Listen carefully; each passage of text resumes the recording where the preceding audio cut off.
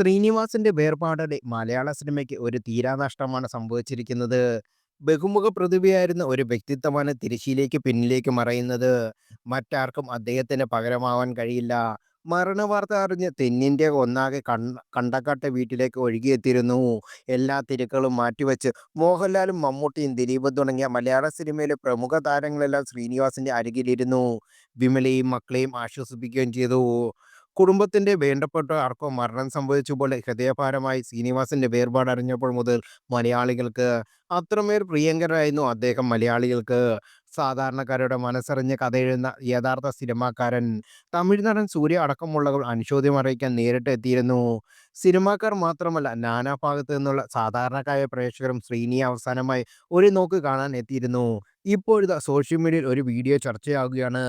നടന്റെ ഭൗതികദേഹം എറണാകുളം ടൗൺ ഹാളിൽ പൊതുദർശനത്തിന് വെച്ചപ്പോഴാണ് വീഡിയോ. മരണവാർത്ത അറിഞ്ഞു ആദ്യം ഓടിയെത്തിയ ഒരാളെ നടൻ ദിലീപായിരുന്നു. പിന്നാലെ മമ്മൂട്ടി, മോഹൻലാലും എത്തി. സംവിധായകനും നടനുമായ ലാലും ശ്രീനിവാസനെ അവസാനമായി കാണാൻ ആദരാഞ്ജലി അർപ്പിക്കാനും എത്തിയിരുന്നു.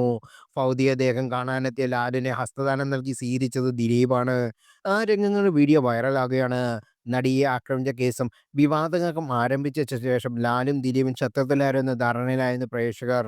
ഇതുകൊണ്ടാണ് കൂടിയാണ് പുതിയ വീഡിയോ ചർച്ചയാകുന്നത്. കേസിൽ 8ാം പ്രതിയായിരുന്ന ദിലീപ് ഇക്കഴിഞ്ഞ ഡിസംബർ 8-നാണ് കുറ്റവിമുക്തനായത്.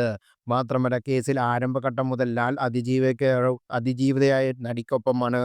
ആക്രമിക്കപ്പെട്ട നടി ആദ്യം അഭയം തേടി ചെന്നതും ലാലിന്റെ വീട്ടിലേക്കാണ്.